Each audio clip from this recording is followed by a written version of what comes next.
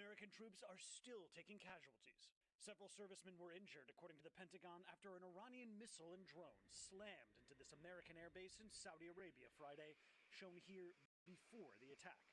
So far, more than 300 U.S. troops have been injured, but more soldiers are on the way amid talk of a U.S. ground invasion of Iran, including Kharg Island, a huge oil export facility that President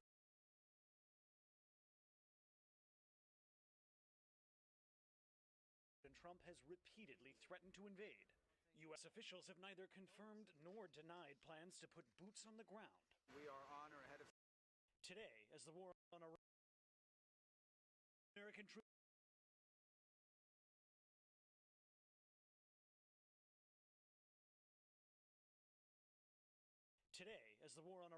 reaches its 1-month mark, American troops are still taking casualties. Several servicemen were injured, according to the Pentagon, after an Iranian missile and drone slammed into this American airbase in Saudi Arabia Friday, shown here before the attack. So far, more than 300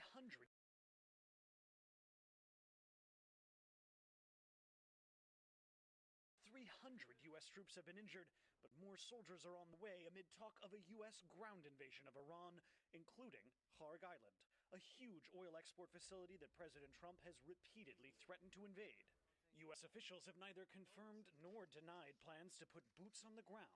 We are on or ahead of schedule in that operation and expect to conclude it at the appropriate time here in a matter of weeks, not months. Meanwhile, President Trump hosted Saudi Arabian investors in Florida, where he sounded an optimistic note on talks to end the fighting and finally reopen the strategic Strait of Hormuz. They have to open up the Strait of Hormuz. Excuse me I'm so sorry. Such a terrible mistake. Whatever you call it, Iran still holds the upper hand in the strait, where Iranian attacks and threats have nearly halted shipping, causing energy prices to spike and global markets to dip. The president still faulting U.S. allies for not helping America unblock the strait. We would have always been there for them, but now, based on their actions, I guess we don't have to be, do we? But here in the Middle East, talk of a deal seems remote. More than 3,000 people have been killed so far across the region, and Iran is still striking Israel. Israeli emergency officials said an Iranian missile killed one person last night in Tel Aviv. We warned the Iranian terror regime to stop the missile fire directed at Israel's civilian population, said Israel's defense minister. They will pay heavy and increasing prices for this war crime. But for now, Middle Eastern civilians, American troops, and global consumers are also footing the bill. And Laura, there's another sign of this war widening. The Houthis in Yemen, which are backed by the Iranians, have now joined the fight, firing a missile at the Israelis. The Israelis say they shot it down and that there were no casualties. Laura? All right, Matt Bradley. Thank you, Matt. Hey, thanks for watching. And don't forget, you can catch the Today Show every morning on NBC or take Today when you're on the go. Just follow the Today podcast on Apple Podcasts, Spotify, or wherever you listen.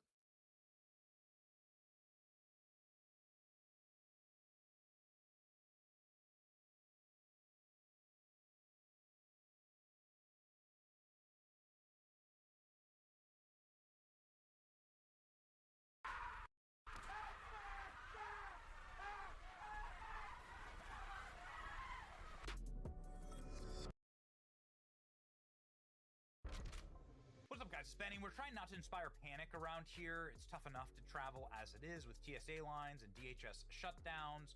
You don't need to be fearful for your life, but it is our responsibility to tell you about some of the threats that are materializing in the skies because, well, that's what we do around here.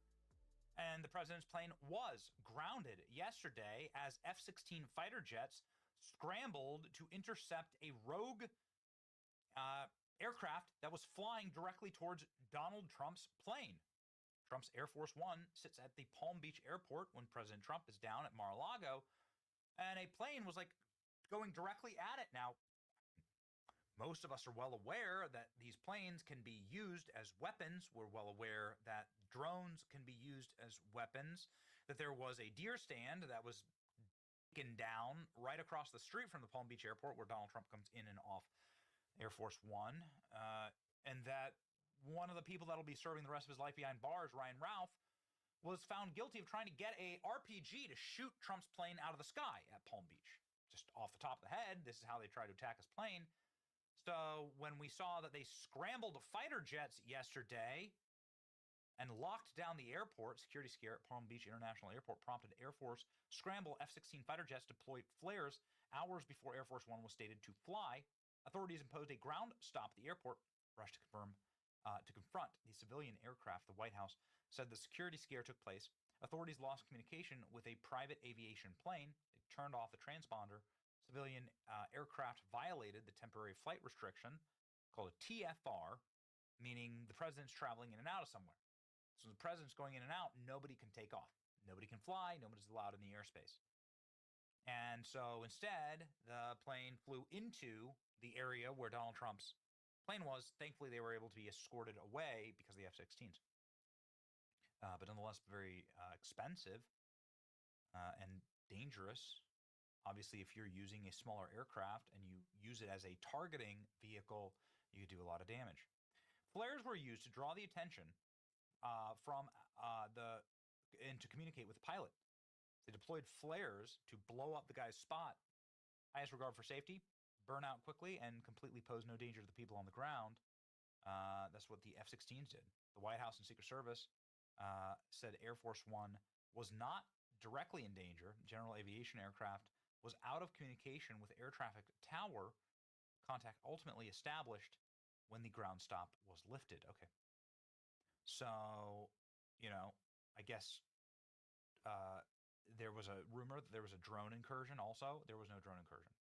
That's the thing that I've been the most concerned about. They've shut down multiple airports because of drone incursions and because of threats from the passengers on these planes. And that's what also happened yesterday. Frontier passenger on flight 2539 from Columbus to Atlanta reported that a passenger had threatened to bomb the plane and hijack the plane on board. He said, "I'm going to hurt everyone. I'm going to bomb this plane." The plane was waiting at the gate assignment at Hartsfield Jackson. So go ahead and listen to this. Frontier Flight 2539.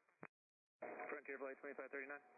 Okay, Frontier Flight 2539 have information about the level 3 threat, not level 4 threat, but level 3 threat. I'd like to relay.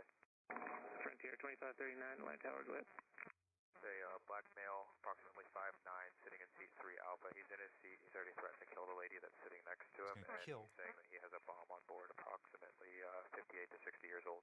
Understand, level 3, black male, 5'9", 3 Alpha, threatening to kill the lady beside him, says he has a bomb on board. Any details on the bomb? Correct. No details as of right now. That's as much information as we got. We're running our checklist. Once we find more information, we'll get back to you. So this was reported as potentially a hijacking because he's threatening the lives of the passengers and then threatening that he has a bomb. So the plane has to do what he tells them to do. This was the flight. And you could see right here on the radar, they stopped the airport traffic because of this potential hijacking. Everyone heard this audio. Frontier Airlines has been isolated at the airport. 3 possible hijacking and bomb threat, because that's what happens when you say, "Stop this plane, I have a bomb." You're technically hijacking the bomb, and then you're going to kill the passengers on board, and that's what the passenger threatened. Frontier Airline landed at Hartsfield Jackson after the crew declared a potential hijacking incident because a passenger said that they had a bomb. Frantic moments as unruly passenger makes bomb threat on Atlanta flight. So we've been seeing this. It seems to be a bit of a trend recently. FBI said there's no continuing threat after a passenger made a verbal bomb threat aboard a plane that was taxiing. Law enforcement responded to the security incident. The passenger, who wasn't identified, made a threat on the Frontier Airlines. He said he had a bomb. He said he was going to kill the people next to him. Passengers who were on board said what they saw and heard. One passenger said it was in row 10. An unruly passenger said something about a bomb. It was very stressful. The flight attendant started saying heads down, hands up, hands down, hands up. Video taken by another passenger posted on social media shows frantic moment. The flight attendant repeatedly told the unruly passenger to take a seat. Sit down, sit down. And the guy started saying the F word. He was texting. He was texting the guy behind me. They were sending voice mails back and forth. You heard them saying something in French. Weird. Something in French. He kept standing. He told the pilot and flight attendants to sit down. He said he was going to threaten to kill the flight attendants. He was erratic. And then he was taken by the police. The police eventually said that this was a non-credible threat, meaning I guess they didn't find a bomb. Let's go ahead and read. FBI Georgia responded. Atlanta police also. The FBI can assure the public there is no continuing threat. They're currently conducting interviews. Okay. We've seen this footage before with the other flight that was bound to Nashville, where they forced everybody to put their hands up in the air, and there was a bomb threat. This was earlier in the month. So what I'm saying here is that it is our requirement of this site, in our channel, to recognize patterns and to see this kind of stuff.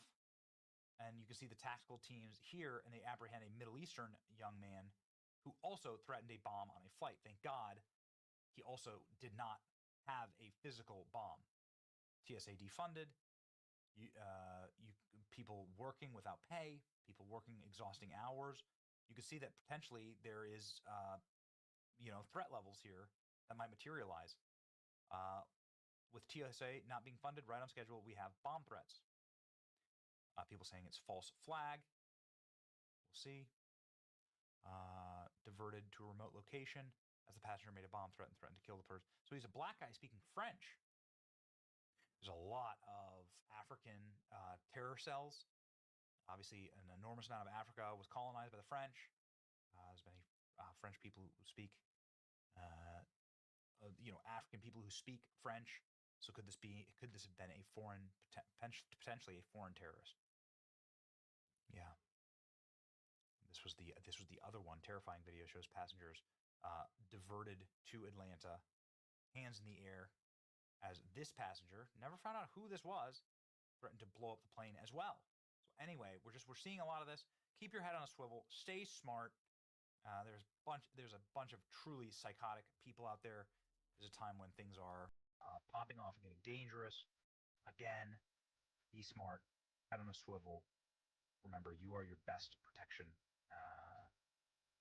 against evil in life. Okay? Anyway, we're glad that everyone was safe this time around.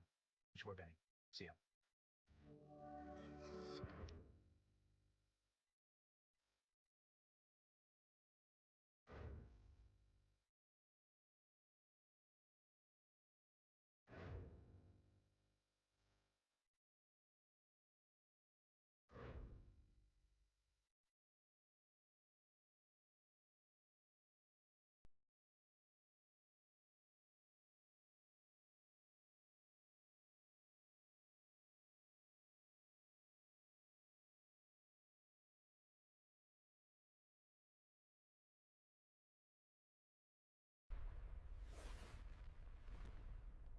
Operation Epic Fury.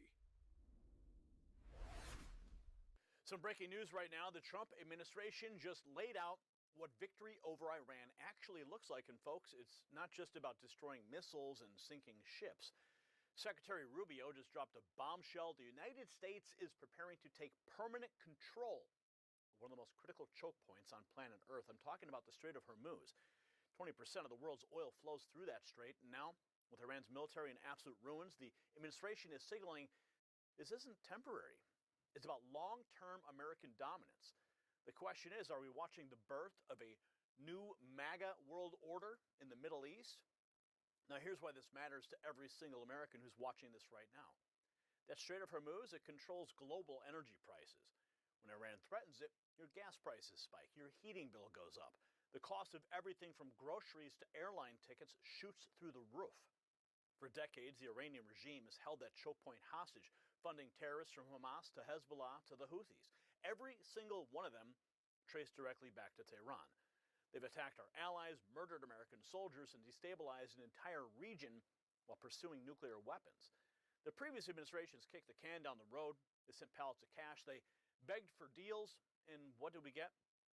More missiles, more drones, more dead Americans. Well, President Trump, of course, said enough is enough. Operation Epic Fury isn't just about punishing Iran, it's about permanently ending their ability to threaten American prosperity and global stability. This is what America First foreign policy looks like when the gloves finally come off. And speaking of being prepared for whatever comes next, let me ask you something that's very important. If a major disruption happened tomorrow and you couldn't get to the store, how long could you actually last with what's in your house right now? Now be honest. If it's anything less than a month, you need to check out our friends at My Patriot Supply. They're America's #1 preparedness company with over 3 million satisfied customers who understand that hoping for the best isn't a plan. Right now, when you go to preparewithgary.com, their best-selling 4-week emergency food supply comes with an additional week of food absolutely free. That's 5 weeks of peace of mind with everything now happening in the Middle East and the global supply chain still recovering. Smart Americans are getting prepared right now, not later. Don't wait for the next crisis to which you had acted. Go to preparewithgary.com today. Now let me tell you what the administration just revealed about how fast this operation is moving. This is what the mainstream media does not want you to focus on. See, we're not just winning, we're actually ahead of schedule. Secretary Rubio just confirmed the administration will achieve all objectives in a matter of weeks, not months. Over 11,000 enemy targets struck. Iran's ballistic missile and drone attacks down 90%. Their Navy, 150 vessels destroyed, including 92% of their largest ships. They've been declared combat ineffective. Now, I'm going to show you exactly what administration officials are saying right now, starting with Marco Rubio. First of all, it's important to remember the objectives of this operation from the very beginning. We are destroying Iran's Navy. We are destroying their ability, their missile launchers by a significant percentage. We're going to wipe out their defense industrial base, meaning their ability to make new missiles and new drones in the future, because it poses a great threat to the region. This Iran that you're seeing now, this is Iran at its weakest point. Imagine them 2 years from now if they had thousands of more missiles, thousands of more missile launchers and factories to make even more. That was an unacceptable risk. It needed to be addressed, and President Trump is addressing it. Now, they are making threats about controlling the Hormuz Straits in perpetuity, creating a tolling system and the like. That's not going to be allowed to happen. And the president has a number of options available to him if he so chooses to prevent that from happening. Obviously, I'm not going to discuss what those options are, and we're not going to discuss military tactics. The Department of War would be in charge of those things. I'd refer you to them, but obviously they're not going to discuss it with you either.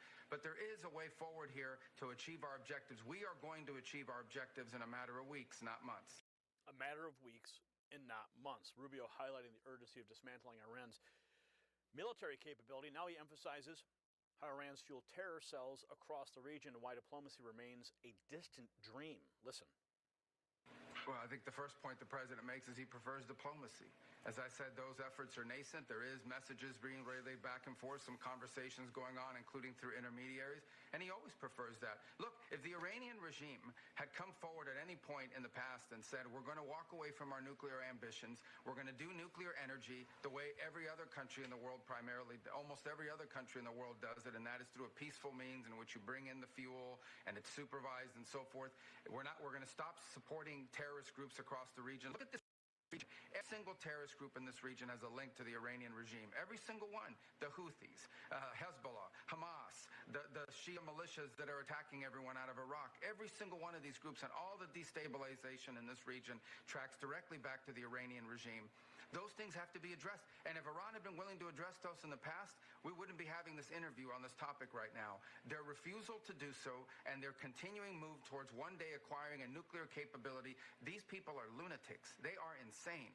They are religious zealots who can never be allowed to possess a nuclear weapon because they have an apocalyptic vision of the future. And all of their neighbors know that, by the way, which is why all of their neighbors have been supportive of the efforts we're conducting. All their neighbors are supportive of Operation Epic Fury. As diplomatic channels struggle, the White House outlines Operation Epic Fury's clear success in degrading Iranian military strength. Rubio elaborates on the specific objectives set by President Trump since day one. But first, here's the press secretary just moments ago in the press briefing room. With respect to the ongoing major combat operations in Iran, Operation Epic Fury is moving ahead successfully and according to plan. With each passing day, the United States military is increasing its advantage over the terrorist Iranian regime. More than 11,000 enemy targets have been struck to date. each strike further crippling the regime's offensive and defensive capabilities and creating more leverage for the United States and our allies. Compared to the start of the operation, Iran's ballistic missile and drone attacks are down by roughly 90%. The United States is also decimating the Iranian regime's navy. We have destroyed more than 150 of their naval vessels so far, including 92% of their largest vessels.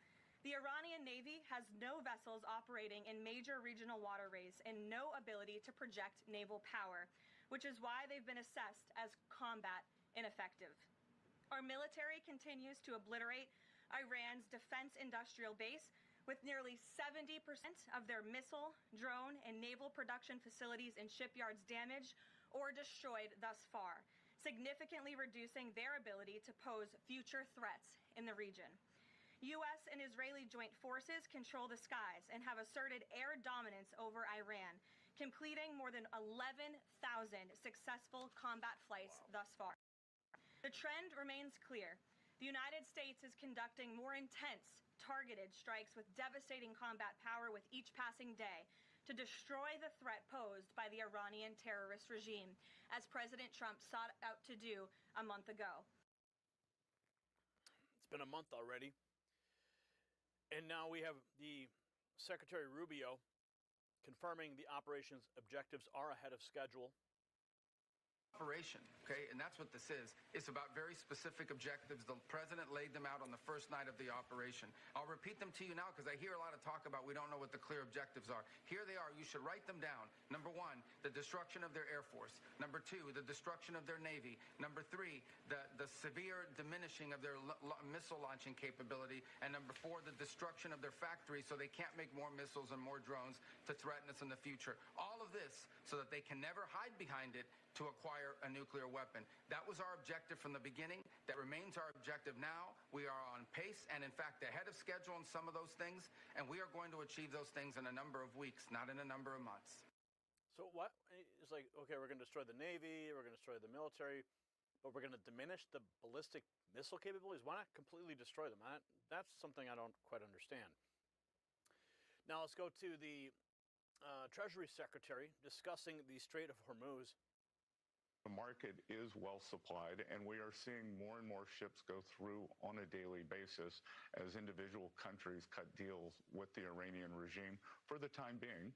But over time, the U.S. is going to retake control of the straits, and there will be freedom of navigation, whether it is through U.S. escorts or a multinational escort. So here's the truth that the establishment media doesn't want you to understand. You see, this is not just about defeating Iran. It's about who controls the arteries of global commerce for the next 50 years. Secretary Bessent confirming the United States will retake control of the Strait of Hormuz through American naval escorts or a multinational coalition. That means freedom of navigation guaranteed by American power, not Iranian terrorism. For the first time in decades, we're not just reacting to threats, we're actually reshaping the entire region. Iran is at its weakest point ever, and President Trump is ensuring they can never rebuild. No more factories making missiles, no more drones threatening our allies, no nuclear weapon hiding behind a decimated military. This is the MAGA doctrine in action, peace through overwhelming American strength. You see, what we're witnessing right now is historic. President Trump promised to end the endless wars and the weak foreign policy to let our enemies walk all over us. And he's delivering.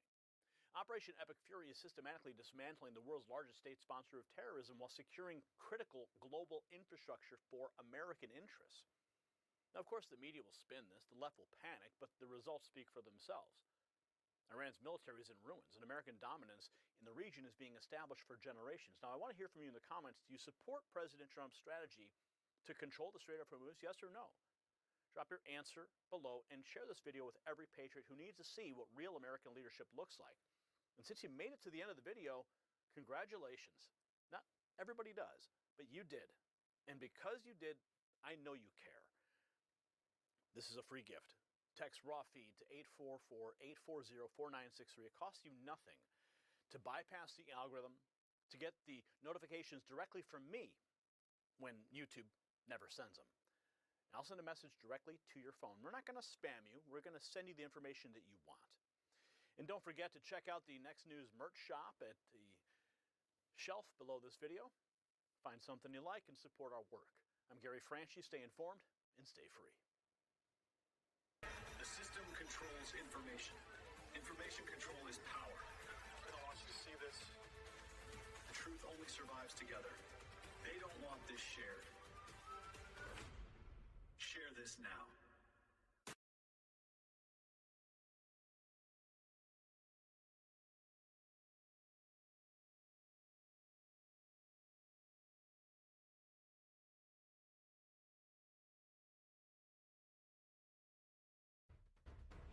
Next news.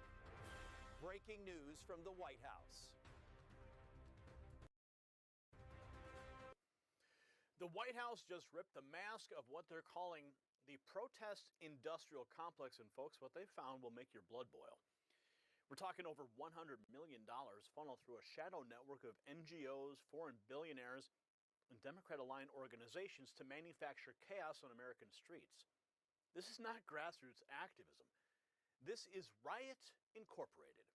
Now we have video proof of their ground game in action, refusing to register Republican voters at so-called spontaneous protests. So the question is, how deep does this rabbit hole go? Now here's why this matters to you and your family. You see, these protests blocking streets, harassing federal agents, and pushing the radical agenda, you see, you're not witnessing organic outrage. You're watching a corporate-funded operation designed to undermine the Trump administration's effort to secure our border and enforce our laws. Your tax dollars? They are competing against billions from George Soros, the Tides Foundation, and foreign nationals who have no business influencing American politics. So think about that. A Swiss billionaire, Hans-Jörg Wyss, is pouring money into organizations that put Antifa boots on the ground in your community. This isn't just about immigration enforcement anymore. It's about whether American citizens actually control their own country or whether globalist money determines our future. As tensions escalate with graffiti targeting ICE agents and rhetoric reaching dangerous levels, the potential for violence against law enforcement grows every single day, and your community could be next. Now, I have to ask you this. When you see how organized and well-funded these protest networks are, it makes you wonder what other coordinated disruptions might be coming down the pipeline. Speaking of being prepared for disruptions, if organized chaos hit your neighborhood and you couldn't get to the store, how long could you survive on what's in your house right now? If it's less than a month, you need to check out our friends at My Patriot Supply. They're America's #1 preparedness company with over 3 million satisfied customers who understand that self-reliance beats depending on fragile supply chains. And right now, at preparewithgary.com, their best-selling 4-week emergency food supply comes with an additional week of food free. You're getting at least 2,000 calories a day, real meals made with real ingredients, no artificial flavors or colors, and shelf life that's measured in decades. When the networks are this organized, shouldn't you be too? Go to preparewithgary.com to get your free week of emergency food today. Now let's dive deeper in exactly how this $100 million shadow network operates. And this is what makes it even more explosive. We now have on-camera evidence of exactly how this network operates at street level. At a No Kings protest in New Orleans, an American citizen walked up to a voter registration table run by Indivisible, which is a Soros-funded NGO, and asked to register as a Republican. The response? Quote, "We do not have that. They're only registering Democrats, my friends. This is election interference that's hiding in plain sight. It's supposedly nonpartisan protest." And a 26-year police veteran just called out Chris Cuomo on his own show about who's really causing the violence. Take a look at this. An NGO was registering voters at the No Kings protest. Americans asked to register as a Republican, and they say, you can't. They only register Democrats. Watch this. Register to vote here? I can register as Republican, right? We do not have that. Thank you. What's your name? Christian Kremtin. Kremtin, nice to meet you. Thank you. We're here at the No Kings protest, and as you can see, there's a lot of people wearing a lot of pride flags. It's pretty gay here.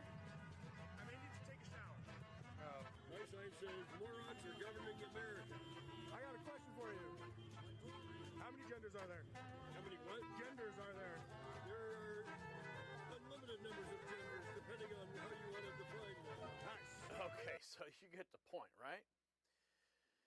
Indivisible, which is a Soros and indivisible, Soros and selective voter registration. Does this sound like equal opportunity? Let's hear from a veteran officer who pours cold water on Fredo Cuomo's narrative about right-wing protests. Listen to this. The 26-year veteran cop, John, absolutely dog walks Chris Cuomo on his own show. Listen to this. John, what's your question?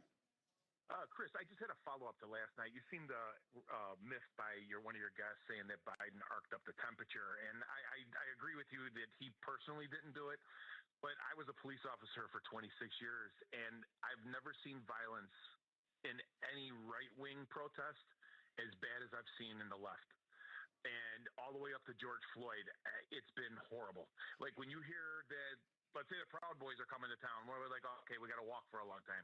You hear J Block or Antifa's coming, and you know you're in for it.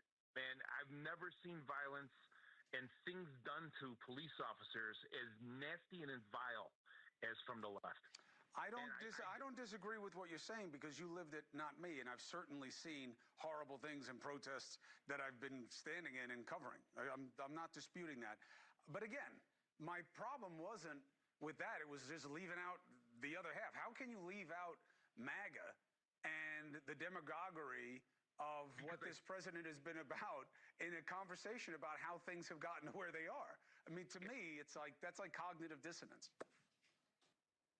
These statements, there's no doubt about it, but it doesn't seem to enrage people the way it does on the left. So whatever Trump's doing, it really agitates the people on the left, but it doesn't agitate the people in the middle or the far right enough to do what the left is doing. I think that's where the disconnect is in the way people are thinking. Maybe. You're looking at one side and saying, yeah, and some of the things he says I don't agree with, and they're cringy, but it doesn't cause people to come to the streets. The caller's name was John. I think that caller's name was actually Dino.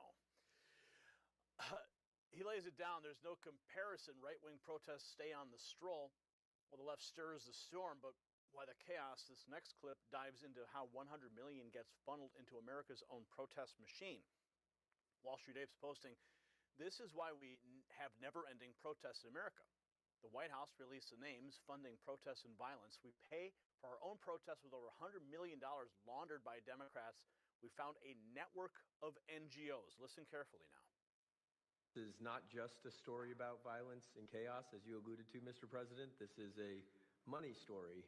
And at the Government Accountability Institute, my colleague and I, Peter Schweitzer and our team, we followed the money, and we followed it to the top of what we call the Protest Industrial Complex, Riot Inc., and we found a network of NGOs. It's not just the Soros Network, the Open Society Network, it's other funding networks, the Arabella Funding Network, the Tides Funding Network, Neville Roy Singham and his network, Foreign Cash, and it's also big left-wing funders. Some of them are not citizens of this country. Mr. Hans-Jörg Wyss of Switzerland. They're pouring money into this entire ecosystem. And so I want to share 3 money facts with you about what we call Riot Inc. Number 1, like any corporation, Riot Inc. has many divisions. It doesn't just have the Antifa boots on the ground division. It has PR divisions. It has marketing divisions. It has a very well-funded legal division to get these boots on the ground back on the streets as quickly as possible. But it does have those investors that I mentioned. Number 2, we have identified dozens of radical organizations, not just the decentralized Antifa organizations, but dozens of radical organizations that have received more than $100 million from the Riot Inc. investors. These would be the lawyer groups. These would be the groups that advocate for calling good, honest Americans fascists, et cetera.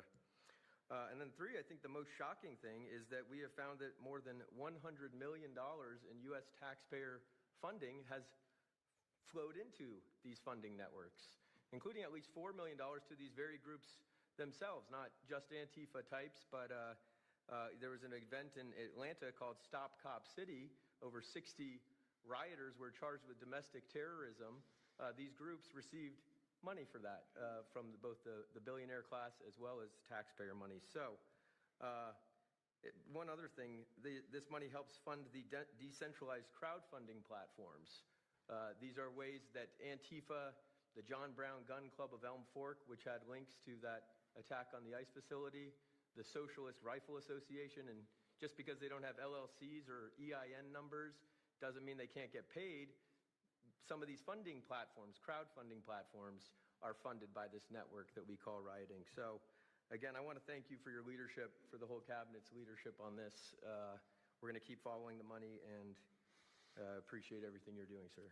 Do you know the name of any of the funders? Do you know the names? Because if you do, I'd like you to give them to Cash or Pam. Absolutely. Or Christy. Yeah, we'll do that. As soon as you can. That's all of you. Because you probably know the names after a certain period of time. You tend to find out. But these are people that do not have good intention for the country, and that's treasonous probably. So if you could, very important, if you could do that, it would be great. Nobody would know better than you. You'll figure it out.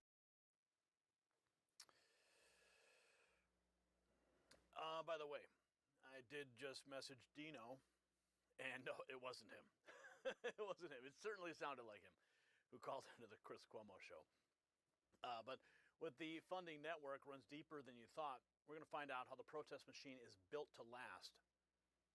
Look at this. Radical left lunatics are sick. Rapid Response 47. You see what they spray painted? Kill your local ICE agent right there.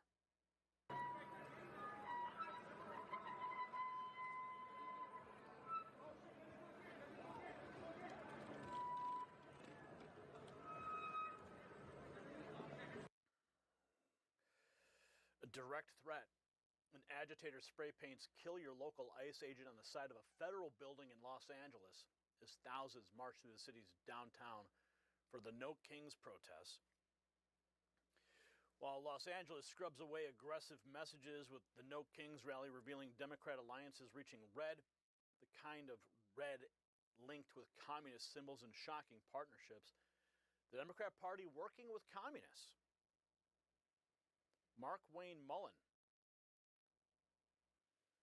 If you look at their sponsorship of the No Kings rally, it says CPUSA, which is the Communist Party of the United States of America.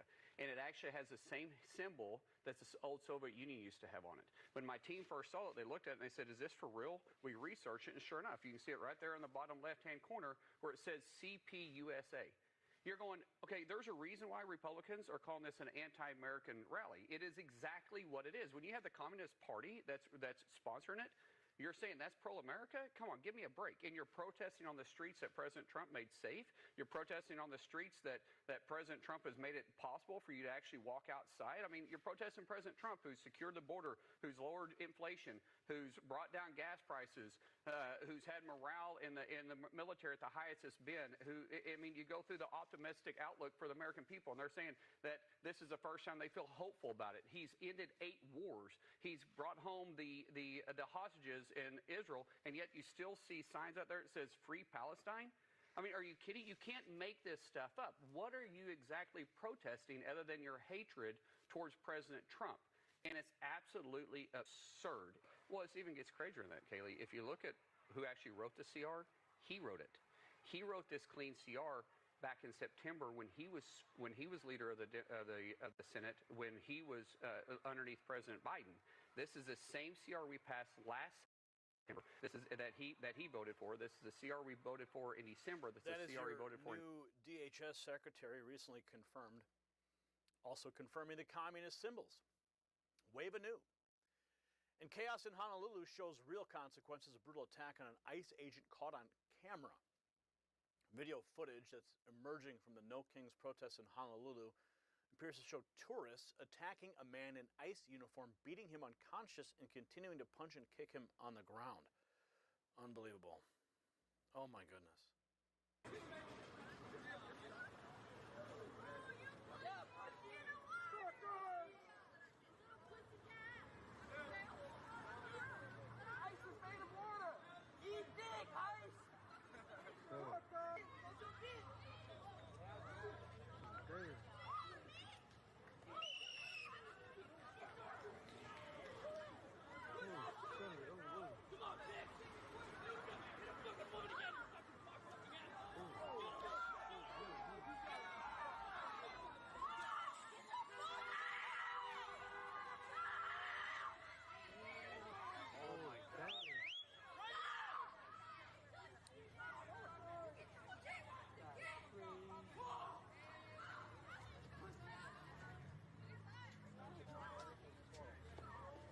Something tells me that that's not an actual ICE agent.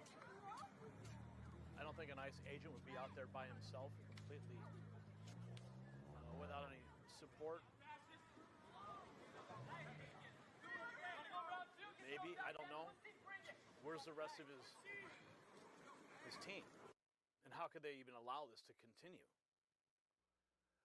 But this is the truth that the mainstream media will never tell you. It's not about immigration. It's not about civil rights. It's about power and control.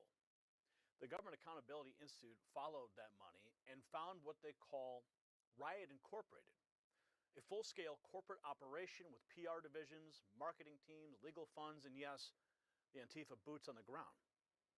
Foreign cash from non-citizens is flooding into the ecosystem. They have branded it, they have funded it, they have deployed it against the Trump administration. A 26-year cop, you heard said it plainly. He's never seen violence from the right like what he sees from the left. This is the coordinated takedown of American sovereignty funded by globalists who want open borders and chaos. What we're witnessing is the exposure of the biggest political money laundering operation in American history. President Trump's administration pulling back the curtain on Riot Incorporated. And the establishment, of course, is panicking because they thought they could hide behind nonprofit status and grassroots branding forever. Those days are over. So share this video with everyone that you know. Drop a comment below. Tell me, do you think these protest organizations should be investigated for election interference? Yes or no? And since you made it to the end of the video, congratulations. Not everybody does. But since you watched the whole thing, that means you care. And since you care, I want you to text raw feed to 844-840-4963 if you haven't done so yet. Don't wait for the algorithm. Don't wait for notifications that never arrive. Wait for the message that comes directly from me to you. An unbroken signal directly from the Next News Network to your phone. And if you haven't done so, also subscribe to the channel and hit the notification bell because the mainstream media will never cover this story. And if you want to wear your patriotism proudly, check out the Next News merch shelf below this video because the truth is coming out. The money trail is exposed and the American people are waking up. For the Next News Network, I'm Gary Franchi. Stay informed and stay free. The system controls information. Information control is power. They don't want you to see this. The truth only survives together. They don't want this shared. Share this now.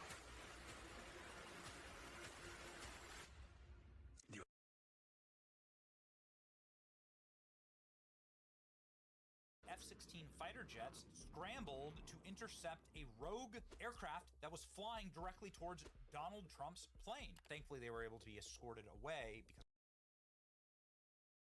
of the F-16s. They deployed flares to blow up the guy's spot. Highest regard for safety, burn out quickly, and completely pose no danger to the people on the ground. The White House and Secret Service said Air Force One was not directly in danger. General aviation aircraft was out of communication with air traffic tower. Contact ultimately established when the ground stop was lifted.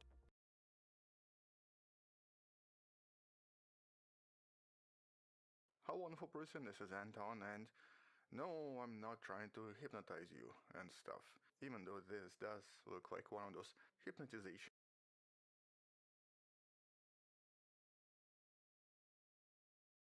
thingamajiggies. But at the same time, what you're seeing right here is actually a visualization of the now famous phenomenon referred to as the gravitational waves. The phenomenon we discussed previously many times, and the phenomenon that was originally predicted by Albert Einstein. But he actually believed we would never find them because the amplitude of these waves is extremely small, smaller than a typical atom in size. Yet despite of this, in 2015 there was a major breakthrough from the facility referred to as LIGO, Laser Interferometer Gravitational Wave Observatory, a detector in the US that for the first time in history detected a signal from two merging black holes 1.3 billion light-years away from us. This eventually resulted in a Nobel Prize in Physics in 2017. And this was the official birth of the now famous gravitational wave astronomy. Astronomy that's based on observing something entirely different that was previously impossible. So instead of using traditional telescopes that observe things in the electromagnetic radiation, gravitational wave detectors hear the universe by observing individual fluctuations of space-time itself, which is what this here kind of shows us, but could also be visualized in this way. So this is actually something that's happening to us even right now, because as we've discussed in one of the recent studies, there is a kind of a persistent gravitational wave thing going on that seems to be happening at all times, although right now nobody is entirely certain what's causing it. Either way, you can learn about this new mystery in one of the videos in the description. But in this video, we're going to be focusing on this new detection that once again surprised everyone because it just does not really make a lot of sense. And specifically here, in 2024, scientists discovered a new black hole collision, once again involving a binary black hole system, but that in this case, for some reason, also resulted in the massive emission of X-ray radiation, along with the gamma rays, that currently make no sense because normally, once black holes collide, they don't actually produce any light. I mean, by definition, they are called black holes because they're generally black. So by definition, nothing, not even light, can escape them. And so whatever happened here seems to challenge one of the most basic rules we have about black holes, because on November 25th, 2024, scientists detected a massive collision that after 11 seconds was followed by a sudden flash of light. And based on the masses of these objects, they seem to be black holes and not neutron stars that we normally expect to produce these types of emissions. And so in this video we're going to discuss this very strange event, S241125N, that's now providing us with a very interesting look into some of the most extreme environments in the universe. The event that was finally analyzed and described in the study you can find in the description. This is actually a really intriguing study, mostly because it's trying to figure out exactly what caused the emissions and how these black holes were able to produce light. But here the story, as always, starts with this ripple in space-time, or essentially a kind of a ripple in the fabric of the universe. Here, the LIGO-Virgo Cagrey detectors picked up the same gravitational wave from a merger approximately 4.2 billion light-years away from us. And this collision involved two black holes that merged into something that produced a relatively massive object, 150 solar masses in mass. In other words, they actually produced a kind of an intermediate mass black hole. And so the only way to explain these masses is that this had to be two black holes of already pretty massive proportions. But it was really what happened in the next 11 seconds that basically surprised everyone. Here, after the gravitational wave passed the planet, which I guess could be visualized this way, additional telescopes, including the Einstein probe and the Swift telescope, started to receive X-rays and gamma rays that seemed to be coming from the exactly same spot in the night skies. And obviously these could be completely unrelated. Here, if we consider this to be by chance, or if we think this is some kind of a random coincidence, it will be extremely unlikely to happen because we only expect one such event to happen every 30 years. And well, that's of course the mystery of this particular collision. How can black holes end up producing powerful X-ray and gamma ray emissions? Which is of course what's tackled in this study. And so basically, if the black holes are dark, where did the light come from? And a team of astronomers led by Shurui Zhang suggests that this collision most likely did not happen in empty space because otherwise this is just impossible to explain. Instead, they now believe this very likely happened inside some kind of a massive accretion disk of a much larger supermassive black hole. This is actually the illustration potentially showing us what happened here. And so here we had a supermassive black hole in the center of some kind of a distant galaxy that we currently do not see, unfortunately, which involved what we refer to as the active galactic nucleus, essentially a very active black hole with a massive accretion disk. And normally these disks are absolutely giant. They essentially resemble a kind of a rolling whirlpool of gas and dust that ends up being so hot that it starts to shine just like a typical star. And that's usually why we see certain black holes from a distance. It's not the black hole, it's actually the disk. But here inside this disk, there was also a kind of a binary system, or possibly black holes orbiting very close to each other, that were obviously much smaller in size. The supermassive black hole could be in billions of solar masses, but these two individual black holes were only 70 to 80 solar masses. And then they essentially merged. And when they merged, the process was not perfectly symmetrical.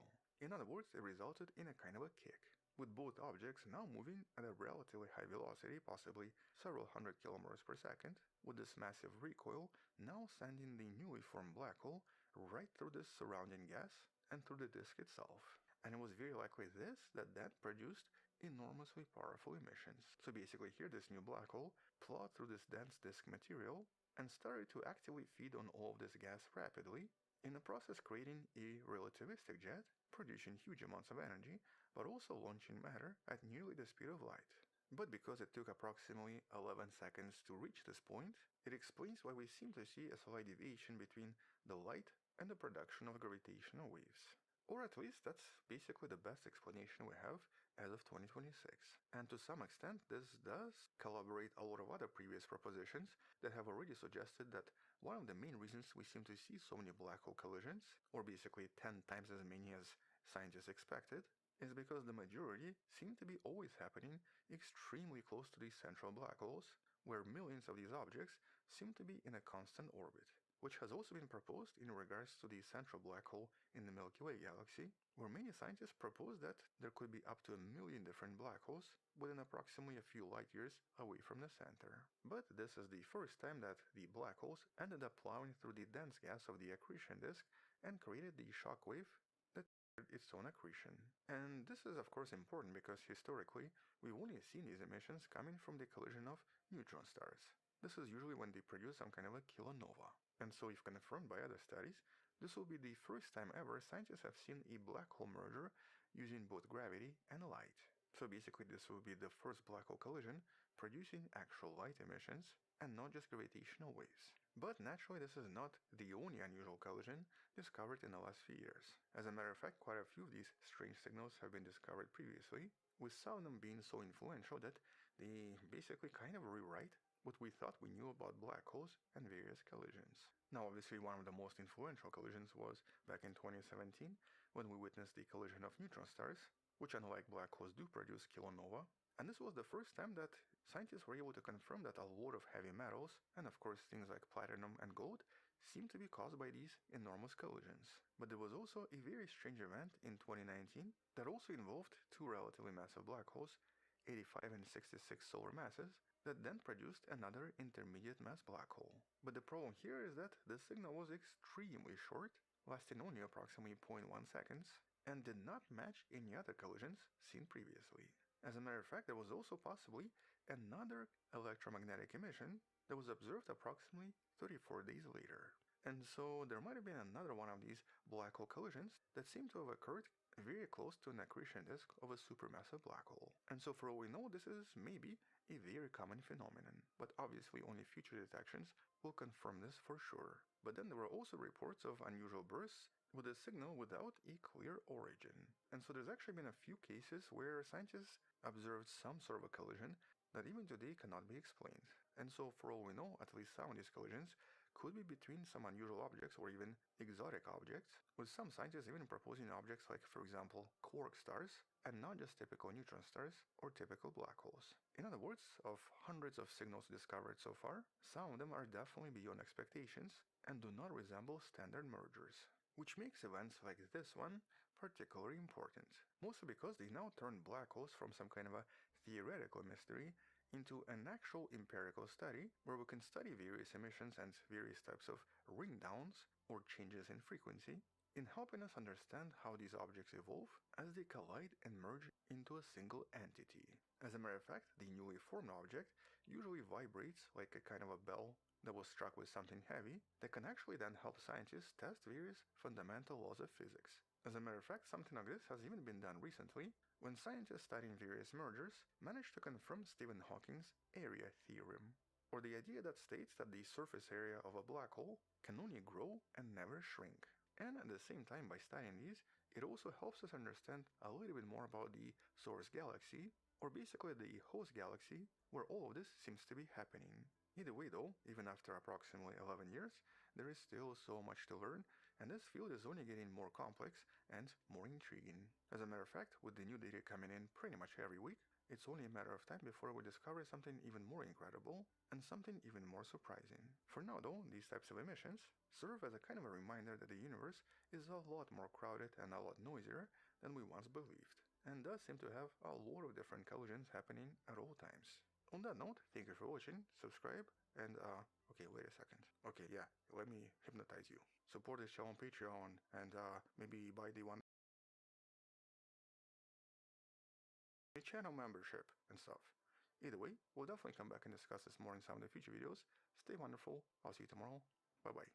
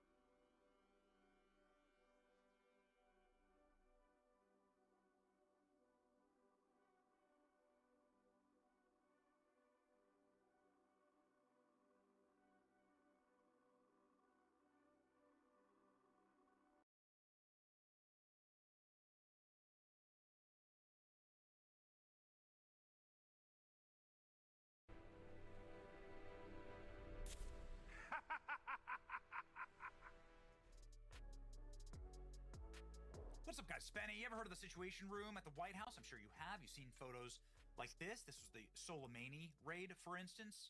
LOL to Mark Milley, sitting there looking so miserable. Donald Trump yeeting the Iranian general. And, well, you can see it's kind of a mess, honestly. Situation Room is small, just like everything at the White House. It's like, kind of like miniature. There's not a lot, of room at the White House. You remember this? Look at that. Look at how cramped they are here. And this is the Bin Laden raid, the famous photo here. Bin Laden raid, Hillary Clinton looking so sad that they finally killed Bin Laden, if they actually did that. I believe that he was dead for a long time before the raid, but whatever. Anyway, the point is that this Situation Room is small. Again, just like everything at the White House, it's had to be retrofitted for the modern era, but there's not many people you could fit in there, right? It's just a couple, maybe a dozen or more. Whenever there's photos of the Situation Room, they seem crowded. It seems like there's just not a lot of room for anybody to sit around and to monitor the situation. So anyway, you can imagine that President Trump has a problem with this. It was established in 1961. It's a 5,000 square foot secure conference and intelligence management complex in the West Wing. Staffed 24/7, it provides real-time intelligence, secure communication to the president to manage national security crises. But it was founded during President Kennedy. Bay of Pigs invasion. Obviously, there's been a lot of renovation needed, staffing needed, and Trump's changing all that. This is breaking news as of this weekend that I thought was hilarious. Donald Trump confirms rumor that actually his brand new ballroom in the White House, the ballroom, is a new Situation Room for the military. It's actually a huge, massive military complex with a ballroom on top of it. The ballroom's just like an add-on, like a joke. They're just coming up with a reason to not tell the public we're building a new Pentagon under the White House, which is what's happening here. President Trump said that the military is in the process of building a massive complex under the planned White House ballroom. He added the complex will have bulletproof glass